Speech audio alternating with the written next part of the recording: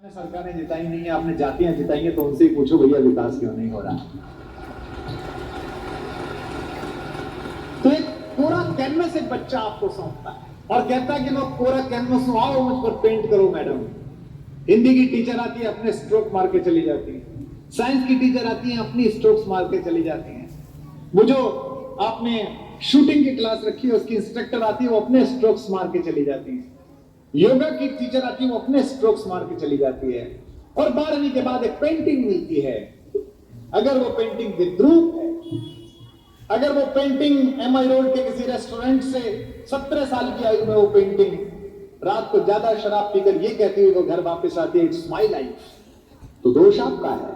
लेकिन अगर वो पेंटिंग पूरी दुनिया में ओलंपियाड जीतने के बाद, ओलंपिक जीतने के बाद तिरंगा लहराती है, तो उसका पारितोषिक भी आपका है, उसका सम्मान भी आपका है।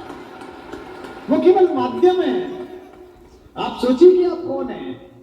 जितने गुरु बैठी है, जितनी महिलाएं बैठी हैं पढ़ाने वाली, सोचिए कि आपको कितना बड़ा काम मिला है। और बुरा मत मानिएगा, मैं ये नहीं कर रहा हूं कि ताकि आपका मनोबल बढ़े, मैं आपको सिर्फ ये अनुभव कराने के लिए कह रहा हूं। मैंने स्वयं पढ़ाया है, इंजीनियरिंग छोड़ के पढ़ाया है, 17 वर्ष विश्वविद्यालय की सेवा में रहा हूं, कॉलेजेस में पढ़ाया है, मेरे पिताजी ने पढ़ाया है। उनके बचपन के साथ ही डॉक्टर थे, डॉक्टर्स के प्रति बहुत सम्मान है।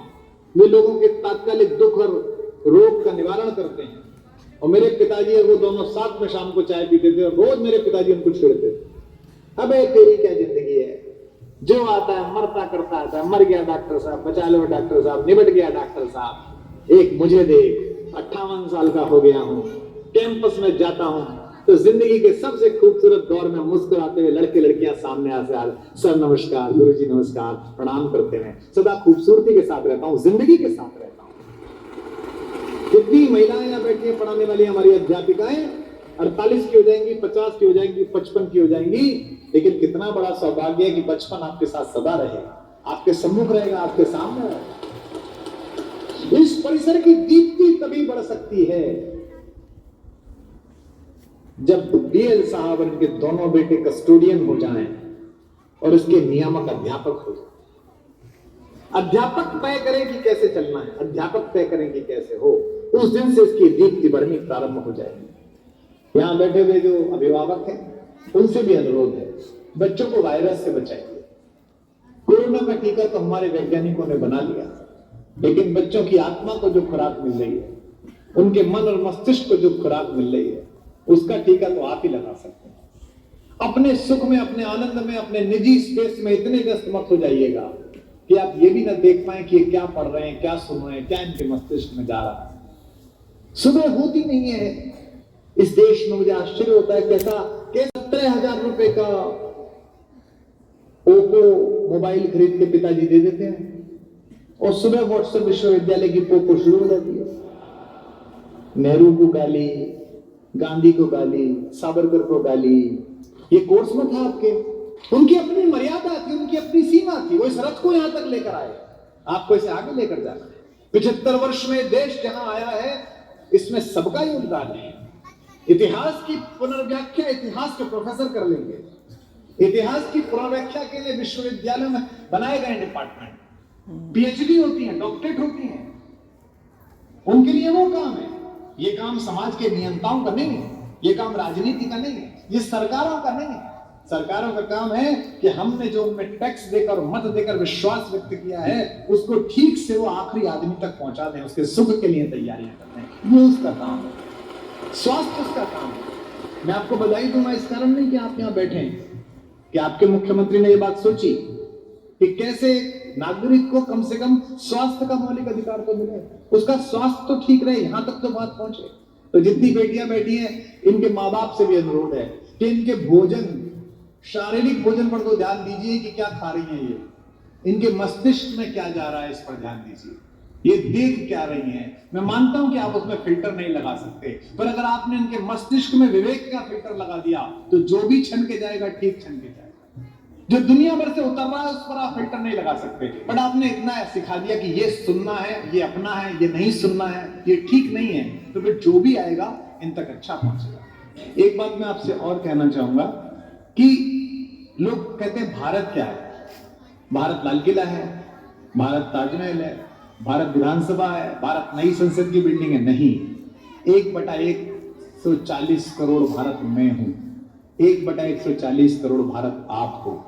मैं अच्छा कवि बन जाऊं, आप अच्छे अध्यापक बन जाएं, हमारे हिस्से का हिंदुस्तान बनना शुरू हो जाएगा। हमें किसी की प्रतीक्षा नहीं करनी है उस भारत के निर्माण के लिए। तो जितने भी अभिभावक हैं और जितने भी अध्यापक हैं, उन दोनों से यही कहना है कि आपको सहयोग मिला है। बीएस साहब ने, चेयरमैन साहब ने मेहनत करके श्रम पूर्वक आपके लिए सहयोग उपस्थित किया है कि अब आप करके दिखा सकते हैं। एक पेंटर की क्या चिंता है, एक कवि की क्या चिंता है। हमसे पूछिए जब अंदर से गीत बलबलाता है और कोई लिखने की चीज ना हो। ये तो फिर भी मोबाइल आ गया है कि हवाई जहाज में बैठ के मोबाइल के ड्राफ्ट में जाके कविता लिख लेते हैं। एक जमाना था जब मोबाइल नहीं था, उस समय कागज के लिए परेशान हो जाते थे, पेन के लिए किसी से भी मांग लेते थे। आपको शायद पता हो कि दुनिया का इतना मशहूर गाना जो अभी बाहर बच्चे बजा रहे थे अपने बैंड में, मेरे वतन के लोगों, जो लता दीदी ने गाया था, वो महाकवि प्रदीप ने एक व्यक्ति से सिगरेट के खाली खोखे को मांगकर उसके पीछे लिखा था। जिस एक गीत ने लाखों करोड़ों लोगों को इस देश से प्रेम करने की और इस पर फिदा हो जाने की, इसके प्रति कृतज्ञ हो जाने की प्रेरणा दी है, वो बंबई की एक चाल के बाहर से निकलते हुए इस कवि ने एक आदमी से सिगरेट का खाली डिब्बा लेकर उसके ऊपर लिखा था।